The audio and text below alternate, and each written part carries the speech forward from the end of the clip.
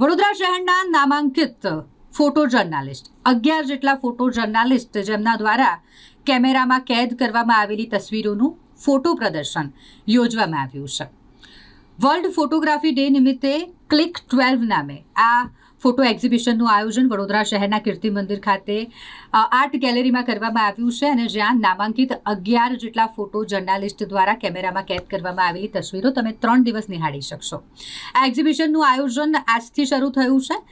સાંજે 7 વાગ્યા સુધી વડોદરા શહેરના લોકો એક્ઝિબિશનમાં જઈને આ શાનદાર ફોટો નિહાળી શકશે. તેમાં વાત કરીશું ટાઈમ્સ ઓફ ઇન્ડિયાના અશ્વિન રાજપૂત દ્વારા કેમેરામાં કેપ્ચર કરવામાં આવેલી તસવીરો વિશે. તેઓ દ્વારા ખૂબ જ સુંદર અને અદ્ભુત તસવીરો કેમેરામાં કંડારવામાં આવી છે. એક નજર કરીએ અશ્વિન રાજપૂતની કેમેરાથી ક્લિક કરવામાં આવેલી તસવીરો પર. મારું નામ Ashwin Rajput, times of India photographer, અને અમે છેલ્લા 2013થી આ એક્ઝિબિશનો કરી રહ્યા છે. અમારા ગ્રુપનું photo journalist association of Vadodara છે. અમે બધા ન્યૂઝપેપરના ફોટોગ્રાફરો 11 જેટલા છે અને આ હોલની અંદર 88 જેટલી ફોટોગ્રાફી પ્રિન્ટ આપણે મૂકવામાં આવી છે. એમાંની મારી 8 ક્લિક્સ છે. એમાંથી મને ગમતા મોસ્ટ ઓફ જે બધા જ પિક્ચર છે, પણ એમાંના કંઈક સારા પિક્ચરો વિશે હું વાત કરીશ. સૌથી પહેલાં એક મારે અહીંયા એક ચૈતર નવરાત્ર દરમિયાનનું એક કલાકાર છે, એ આખું હોમના એક આકાર સાથેનું ડેમોન્સ્ટ્રેશન કરી રહ્યા હતા. ત્યાંનું એક પિક્ચર છે જે તરસાલી વિસ્તારમાં વેરાઈ માતાનું મંદિર આવેલું છે. બીજું એક પિક્ચર છે એલજીબીટી કોમ્યુનિટીનું પ્રાઉડ રેલીનું છે.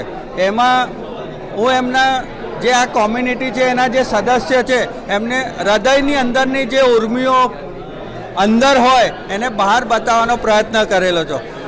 એન્વાયરમેન્ટનું એક પિક્ચર છે જેમાં એક બાળક નાનો કુમળો છોડ લઈને જઈ રહ્યો છે અને એની બરાબર સામે જ છે એક સૂકું ઝાડ છે. તે આપણે એ બતાવવા માંગીએ છીએ કે જ્યાં સુધી આ બાળકોને આપણે તૈયાર નહીં કરીએ હવે તો એની સામેનું રિઝલ્ટ તમારી નજરની સામે જ છે. એક સૂકું ઝાડ ઊભું છે એટલે આવનારું ભવિષ્ય કે છે.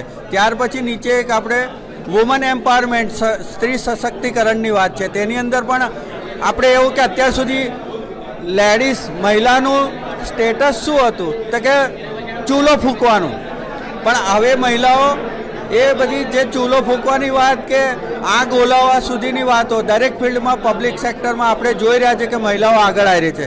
તો આ એક ટ્રેનિંગનું પિક્ચર આપણે લીધેલું છે.